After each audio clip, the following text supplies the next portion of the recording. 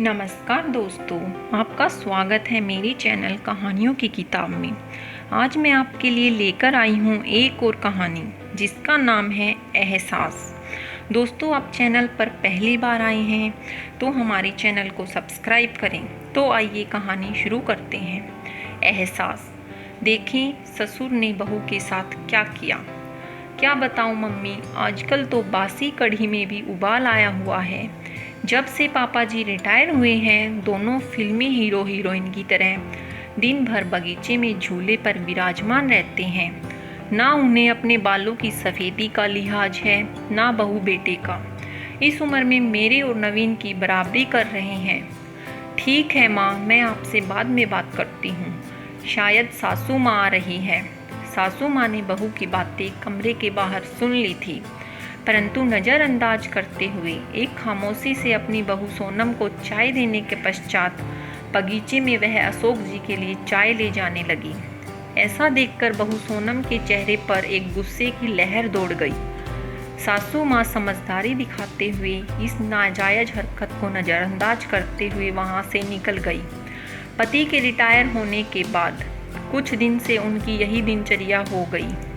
आजकल सासू माँ प्रभा जी अपने पति अशोक की इच्छा अनुसार तैयार होकर उनके साथ बैठकर उनको कंपनी देती थी। प्रभा जी ने सारी उम्र तो बच्चों के लिए लगा दी।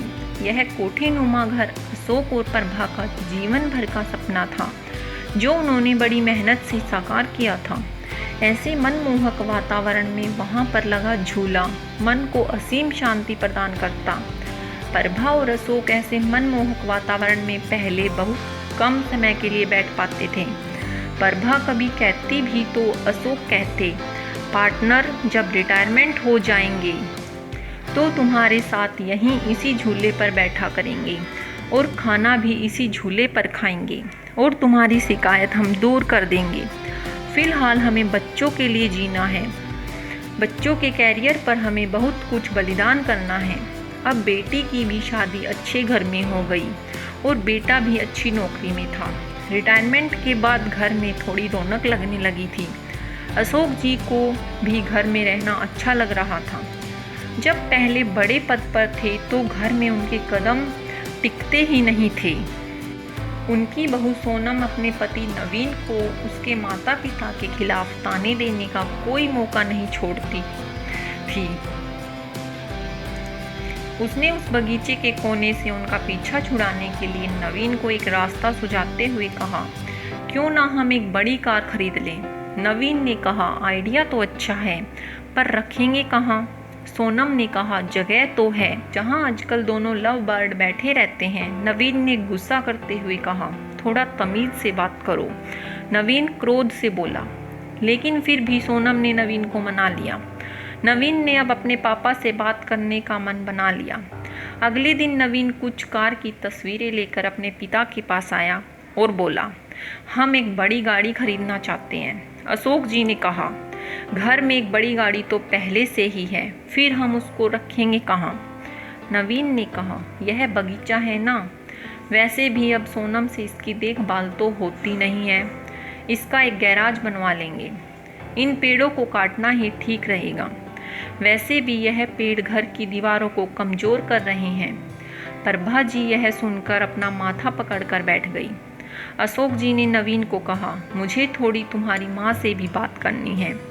नवीन ने कहा, पापा मम्मी से क्या पूछना, वैसे भी इस जगह का इस्तेमाल ही क्या है। नवीन गुस्से से बोला, आप दोनों पूरे दिन भर बिना कुछ सोचे समझे ना छोटे बड़ों का लिहाज करते हो और सारे दिन यहीं पर बैठे रहते हो।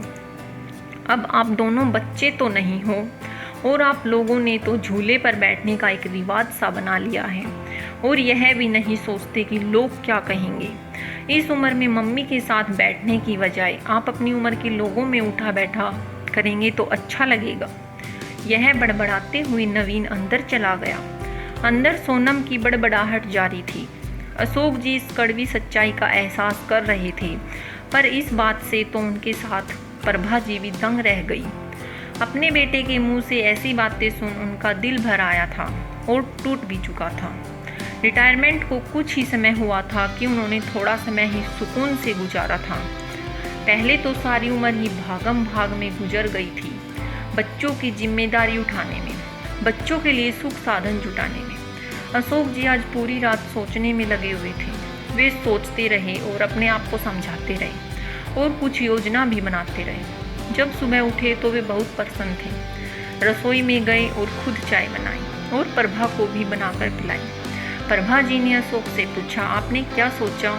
अशोक जी ने कहा, मैं सब ठीक कर दूंगा, तुम निराश मत हो, तुम धीरज रखो।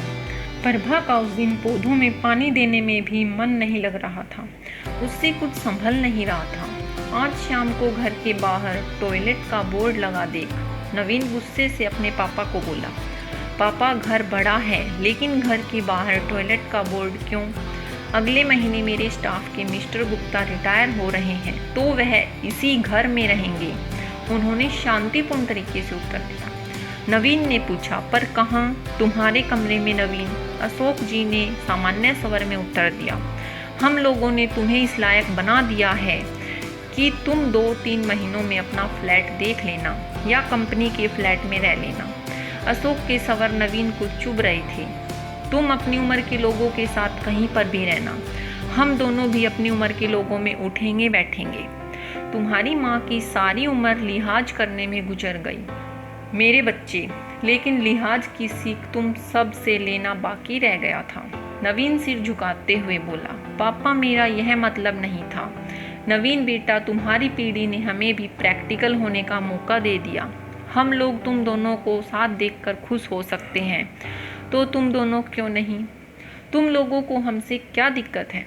यह घर तुम्हारी माँ ने बनाया है, यह बगीचा और यह पेड़ तुम्हारी माँ ने अपने हाथों से लगाए हैं। बेटा, तुम्हारी माँ ने कितने कष्ट सहकर इस मकान को घर तुम्हारी माँ ने बनाया है। यह फूल तुम्हारे लिए हैं, हमारे लिए तो ये फूल और यह बगीचा हमारी खुशियाँ हैं। यह घर तुम्हारी माँ का है और अभी भी तुमसे पहले सब कुछ तुम्हारी माँ का ही है, क्योंकि जीभ पहले आती है ना कि दांत। जब मंदिर में ईश्वर जोड़े के साथ अच्छा लगता है तो हम बूढ़े माँ बाप साथ में क्यों बुरे लगते हैं? दोस्तों, आपको मेरी कहानी कैसी लगी कमेंट में बताएं और अच्छी लगी हो तो लाइक करें और सब्सक्राइब करना ना भूलें।